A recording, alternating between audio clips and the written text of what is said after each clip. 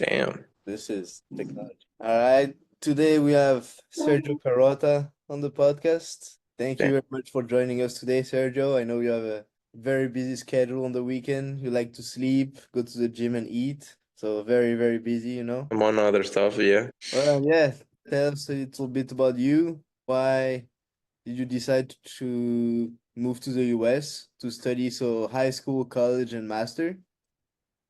And now working in the US. So let us have some news about like your background. How did you come to high school to the US and made you stay after for the studies? Well, basically, I came here in 2017. It was, yeah, 1 year before I turned 18. Mainly, I came to high school because I was born in Venezuela and the things over there were just going bad every year, even more, to the point that they were losing relationship with the United States. And I always knew that I wanted to study college over here.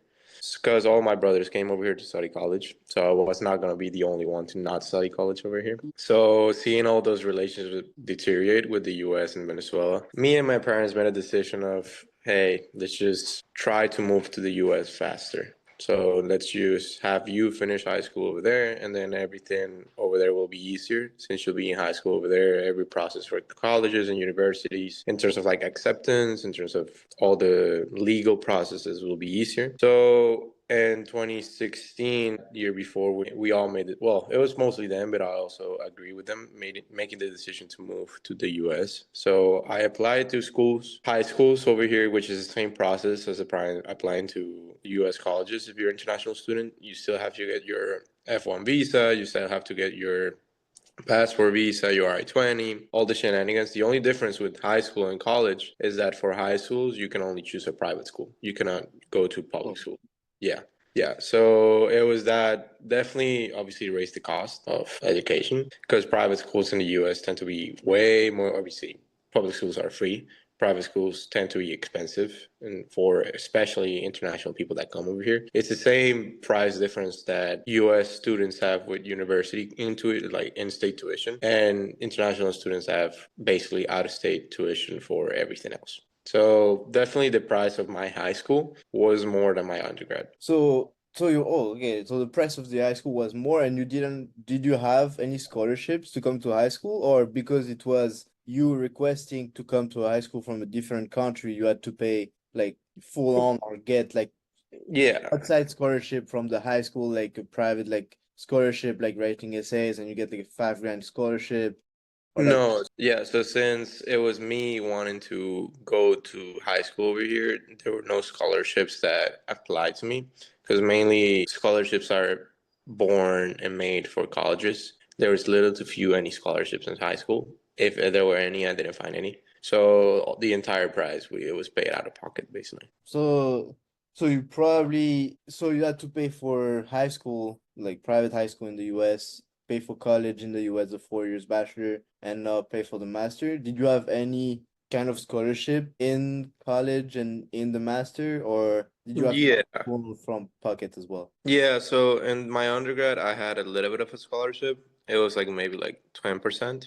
So it wasn't that much, but it made a difference. And then in my master's, they actually offered me also like a scholarship. It was like 9,000 grand. So you and I know how much Miami costs, so that shit was nothing. But it all helps. Like it helps to not pay the full amount because obviously we're not rich, even though people think we are because we come to the US to study. But every amount helps.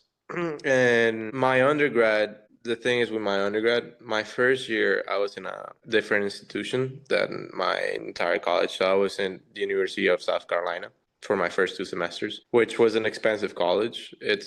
I think it's a private school, question mark. I'm not sure. So my first 2 years there, if you add the tuition on the first 2 years over there, it didn't add up. Like it was more than all my other semesters at UCF combined. Yeah. So me looking at that, obviously USC is a great school. It has a really good business program, especially international business. At that point, I was studying math, but like I was getting tired of math and I wanted to do something with still like math and more related to like a day-to-day stuff. So I went to business. I went to finance, and I made the decision to transfer schools mainly because of people that I knew over here, but also seeing the cost of UCF, seeing how it was a quote unquote public school, but it was really good. And also the cost of going to UCF was down significantly to like 60-70% down. So that made the decision of like transfer. And it was the same process mainly. It's just you have to show your bank statements, you have to basically have a quote unquote sponsor that will basically pay for you. You have to show proof that you can pay for the college basically so you can get your I-20. Yeah. I did that, I transferred my sophomore year, and I was there for since 2021. Yeah, for spring 2021 I got there.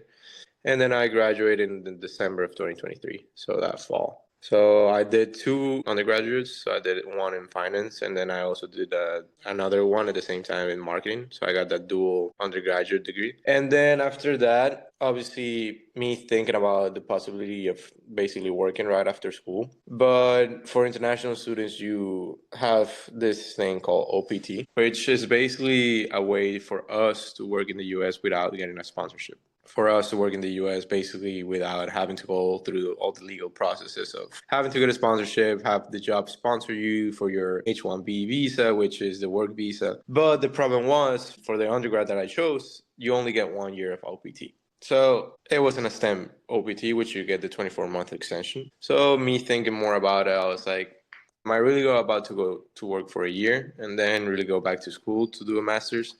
So I was like, no, let me just do a master's right away. Let me just get all the school done with. Let me choose a master's that gets me the STEM extension OPT so I can work for 3 years without, a visa. So I was looking at different master's degrees. I was looking at an MBA at Rollins College, which is in Orlando, which has like the best MBA after college in Florida, after the undergrad. Rollins has it. It's a really good school. Then I was looking at Tampa to do business analytics in Tampa at USF.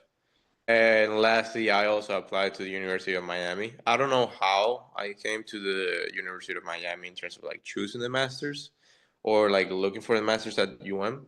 But I saw that they have the business analytics, and then I saw more of the curriculum, and I was like, wow, this teaches like you a lot of like coding, which I want to know, I want to learn. This teaches you a lot of like marketing, which I know I have a background, but I could be better at. And at the end of the day, it teaches you a lot about statistics, which I truly enjoy doing. So I was looking more, and then I was sold on Rollins because I did like an interview with Rollins for the masters. I did my touring of Rollins, and I wanted to do an MBA mainly. But then I had to basically take a GMAT, which is the test. It's like a SAT, but for business graduate school, you have to take that test to get in. And then for Miami, they didn't require it. So I got waived because of my grades, because I had a high enough GPA. And I got the acceptance letter of Miami first than I did for Rollins because I needed to take the test to basically submit it for Rollins. I didn't need to get a good score. They just wanted to take the test and then just send it to them. And then I was lazy, and then I was like, I don't want to take a fucking test. So The GMAT, I took the GMAT during COVID in 2020, my junior year of college. I took the GMAT because I knew like I would need it for graduate school basically. And I was very lucky because it was the moment that it was COVID, so it was online GMAT, and they had removed the essay part. oh Being an yeah, there's no essay international part anymore. student and you don't have the essay part on your GMAT, that gives you an opportunity to increase your score by at least 20%. Because the Yeah. essay part is where we would be like probably the most screwed on. But I'm very surprised you didn't have to take it for it because in my master, a lot of people did take it and did submit it, and the people that didn't take it right away and were accepted in the class had to take it during the year of master and then submit their GMAT. Yeah, for me, for my master's, I got in contact with the quote unquote career advisor of Miami at the business analytics department. And then I asked them, I was like, oh, do you guys need a GMAT for me to submit? And she was like, based on your grades and based on all the extracurriculars that you have, you are a really good candidate, and we don't need you to submit a GMAT. Like it's waived for you because you have the grades enough and the core like prerequisite courses that we want. So there's no need for you to submit it. So I was like, cool. I don't have to do that shit. That's some money saved and some fucking hours of studying saved too. To study, no, because I knew I had to take the GMAT for masters before I want to say July or August. So I started studying in June. So I've been studying for the GMAT. I was studying for the GMAT for like around a month, and I was like halfway there. I had like another month to complete it, and I was like, I don't want to do this. So I just didn't. So it was great news. Yeah. Yeah. So once I got accepted into Miami, I talked about it with my parents, obviously because of the cost. I got a scholarship, but it was like 10% of what you actually pay, which again helps. And then my parents were like, yeah, I mean, Miami's a really good school. It's probably like the best school in Florida. And it's a small school, quote unquote, but it's full with like people of talent, basically. All my professors were super smart. Everything that I learned from my professors was it's insane. Obviously, they were like one professor that, or like two professors that were not that good. There was this one time that we were in a marketing class. We asked our professor about a question, and he didn't answer us. So we went on a break because in like master's classes you have like 2 hours, so you go on a break for like ten A minutes. nice little break. Yeah, and then we come back, and me and my friend are looking at professor's screen, and he's just typing on ChatGPT how to answer that question. Yeah. So besides that, all my professors were super, super, super good. Like I have no complaints. I learned everything that I'm applying now on the job. I learned everything from my school, and it's really has set me up in terms of like coding wise. I feel very, very proficient in coding. I feel very proficient in statistics. I feel very proficient in being an analyst, basically, which is the role that I am in right now, and then the role that I want to be in. It basically CFO and all that stuff roles. You need to have good analyst skills, and this master's at Miami it really helped me with it. Okay, I understand, yeah. So coming back a little like further in the past is do you think the fact that you took high school, like you finished high school in the US, you probably had to take like the SATs or like these kinds of tests. But do you think doing the year like the last years of high school in the US helped you more into adapting to college in the US that if you had to finish high school in Venezuela and then moving directly to college in the US? And jumping back on this question is do you think it was easier for you to get accepted to any school in the US in college doing this part of high school in the US as well? Than if you had to go through doing the end of high school in Venezuela and then researching any college, trying to apply for scholarship and then applying for the visa. Like, how do you think this extra years, like at the end of high school, played into you being adapted more into the US lifestyle and the impact it had on your college education as well? Yeah, so definitely it helped being here for high school. I got adapted to the culture. That was like school in here, the how the way that they teach. Obviously, coming from a different country, learning more English, being more fluent in English, being more fluent in school English, which is differently than just talking to your friends because you have to be able to learn everything that you're learning in English. So it definitely helped because I was here for my junior and my senior year. And then in my school, in my high school, they had really good advisors, like career advisors or like college advisors that would help you the entire process, that would tell you, okay, these are the best schools that you want to go and apply to based on what you want for the school, based on your SAT scores, based on also what you're looking for in terms of like community wise, in terms of, location wise. They take all those factors in and they give you like around 6, 7 colleges to apply for. So for me, my high school had a really good relationship with the University of Alabama in some tide. And they also had a really good relationship with the University of South Carolina because they both colleges have been taking students from that high school for years now, and all of those students were doing really good in terms of GPA, in terms of like being leaders of communities, basically, quote unquote. Knowing that, I applied to the University of Alabama and got accepted. I applied to the USC and got accepted. I applied to USF, but I got, I think, waitlisted for some reason. I was like, all right, cool. Because I knew I already had both of them in the back of my, like, I had two safe choices that I could go to, and then. So I was going to apply to the University of Miami as a early decision because you have more chances to get in.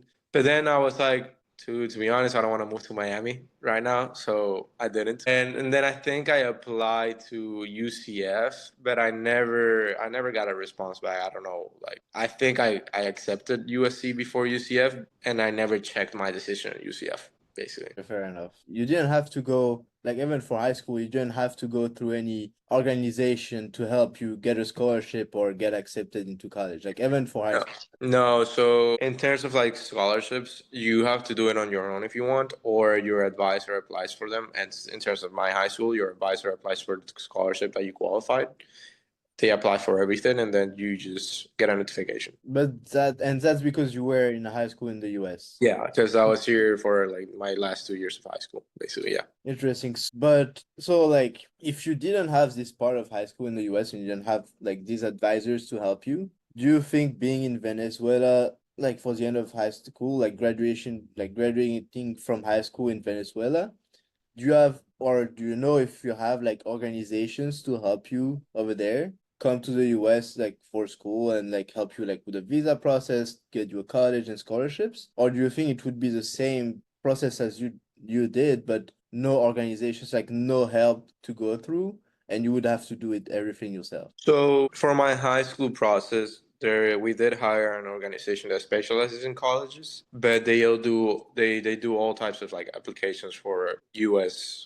based education for international students, and she specifically worked with Venezuela. So we did hire her to basically look for high schools for us and do the entire process of the applications, what we needed, all the extracurriculars, because it is harder to apply for high school than it is harder to apply for college. I'll tell you that. Because you need more stuff for high school than you need for college. For college, you only need to submit your application, your grades, and your SAT. For a high school is you need to submit your application, you need to submit all the extracurriculars that you have, you need to submit letter of recommendations from your teachers, and then for me, I had to translate those letters to English. You need to submit your like the SAT for high school. You need to submit your grades, translate and all that stuff. So there's a lot more going into high school than actual college. So high school was the process was even like it's more of a headache. See, I think you have this experience of like having an easier transition from high school to college in terms of what you have to submit than if you had to come directly to college in the US. Because for most of us, like I know for my experience and for experience of my friends like from Europe, coming directly to the US to college, we had to submit the exact same, like extracurriculars, three letters of recommendation in English, grades. I had one round of interview with the organization that was like trying to get us scholarships and colleges. One round interview with the college that I wanted to go to, and the visa fees that you have to pay and the organization fees that you have to pay. So like I think it's the same process. It's just from like a high school point of view, it's probably harder like because you're younger, so you don't have like as much knowledge as you have like a few years later. But Yeah. it's interesting how to see how it's basically the same process finally. If you're coming like directly to high school or directly to college. It's just an easier transition from high school to college if you do both in the US. Yeah, I mean, I definitely think coming here from high school made it easier to apply to colleges and also made it easier for me to adjust. But I know like my brothers, they all came from like they finished high school and they all came from like they all applied to colleges over here without like being in high school over here. So I do know like the process of applying to high schools is also like a headache. But there were organizations that would also help you apply for colleges over there because obviously they make money, that shit ton of money out of it. It's the point of business that Yeah, exactly. There are like ways that you could take the SAT in Venezuela. There were organizations that were approved to take the SAT in Venezuela, and my brothers all did it. The TOEFL and all that stuff, the English test, all the shenanigans, we could all do it back home. So yeah, like definitely, it's definitely a headache of a process. Don't get me wrong. At the end of the day, it's not as hard if you get all the paperwork done. It's like the decision doesn't take that long for you to like know if you got in or you didn't get in. And at the end of the day, you can still apply to as many colleges as you can, and then you are gonna get into one. Like there's no question about it. You gotta get into one. Unless you're like a 0.0 GPA, you are going to get into a college. And yeah, because the organization is making money, the college is making money, so it's Yeah, yeah, it's a business. win-win for everyone. Exactly. It's a business at the end of the day. The college gets another student to charge more amounts, and then the organization gets more money, and then you get to go to college, basically. So everyone wins. So you did your master at UM, master STEM master for Yeah. 2 years OPT, 1 year and 24 Like, months. And how did you find your job? Did you have to network a lot? Did UM help you in any way in finding this job and like having like classes for like how to manage like LinkedIn and job application and resume? Like how did this process go? Because you graduated in December from UM. So it was middle of the year. It's not really when companies are hiring usually, because companies are usually hiring after bonuses like March or during summer, like after the technical regular like graduation. How did you manage all this, like all the coming up of graduation and finding a job? so I'll tell you this. My advisors were really good in high school. After that, the advisors suck. Like in college, they all suck. They don't know what they do. And I feel like this is an experience for both international and domestic students that college advisors do suck.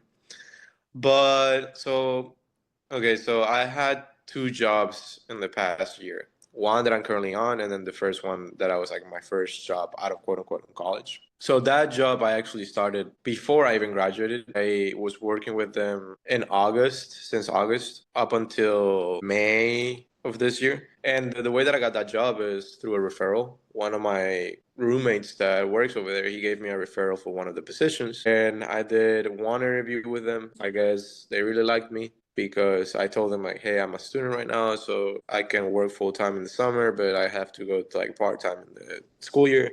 I'll be done in December and then I can go full time. They're really cool about it. They let me work on my own schedule, which it was mainly mornings, and then afternoons I went to UM. So, yeah, I got that first job. It didn't pay that much. That's the reason that I left. It was mainly like a administrative job. It was mainly doing like operations analysis. So I was doing like pricing stuff for like a company, or I was doing coverages because it was like a car company basically. I was doing like coverages. I didn't really like it, to be honest with you. Like the position as a whole, the industry. I don't care about the industry. My dad's business is in the car industry, so I like cool. I don't really much care about this. But then, like in March, I was like, I'm done being paid this low, especially with a master's degree, especially with a good master's degree from a good college. And in So, my and in Miami, yeah. Well, this job was in Boca, but yes, basically in Florida. So I went on ZipRecruiter and I just started applying for jobs for other jobs. And then out of nowhere, this job that I'm currently on, it was a pricing and revenue analyst position, which is interesting for me because it's an analyst position. It's a revenue analyst position, which I like doing. And I was able to apply interview on a Monday with the VP of finance and the finance manager, which is my manager right now.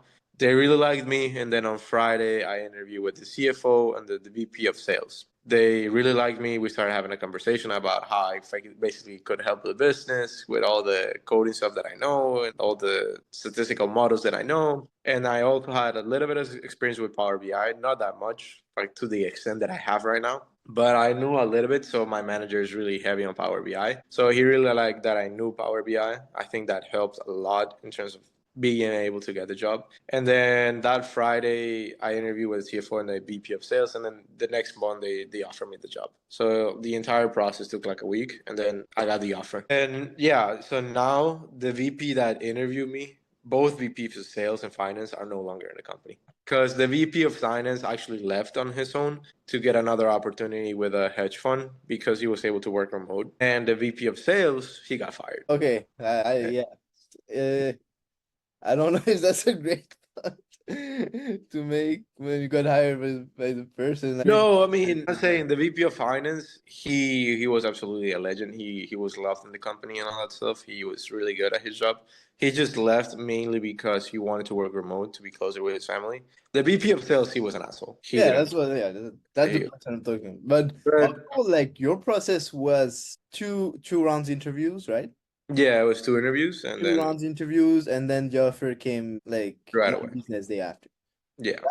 That's very surprising and very good too in the current in the current context for jobs in finance. I mean, in business in general, like two round interviews is very rare, and the process being that quick is extremely rare.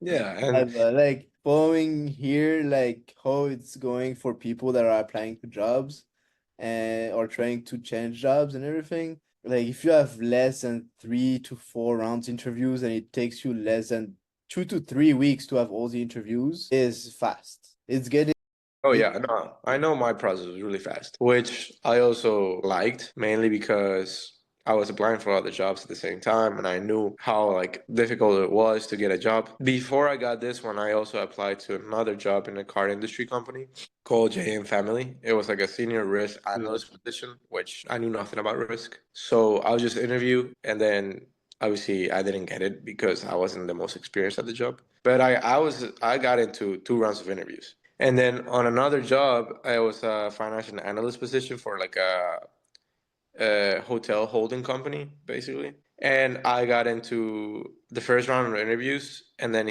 I was supposed to do another round of interviews with the CFO as well. But then after all the tariffs happened, that Trump announced them, they stopped hiring, so they couldn't like do any interviews with me. So I know how difficult it can be, and like I know how like unpredictable the job market is right now. So knowing it was this quick, I was like, yeah, I'm gonna take this. Mainly because it was this quick, and also my salary got upgraded by 50%. yeah, definitely a good It was a good bump. yeah. So I was like, yeah, I kind of like the position. I like it because it's not a startup company. It's a small company, but it's slowly building up. Oh, Like and the things that I do on the job on a daily basis, I absolutely love. Like being able to learn Power BI to the extent that I know right now, queries on Excel, queries on Power BI, macros on Excel, the amount of reports that I do on Power BI that I send out on daily, all that stuff that I learn right now. It's like this job is like if I want to change to another job, this job will be the one that that makes it for improves me. your All resume. the skills. Yeah, I'll boost my resume by a mile, basically. Interesting. Yeah, that's very good to hear. You need to learn something in your job to get to higher place. Yeah, and then that was the problem with my first job. It was mainly the salary, and I wasn't learning anything. That was like, oh, I can apply this to another job. I was like, no, that was like, it's just I'm just doing the same thing daily. I mean, I was doing like my computer science, so I could do my daily stuff automized and have to, even to do it myself. So I was basically working for 1 hour out of the 8, and I was getting paid for the 8 hours, which is awesome. Don't get me wrong, but at the same time, I'm a person that I'm like, I'm not getting anything out of this, you know. Yeah, you need it's nice to have some time to relax during the day, but it's get boring like very quick. Yeah. If because when you were at UCF, did you live on campus or did you live like with roommates, like outside of campus? Did you live at home or like in the studio? What was your situation then?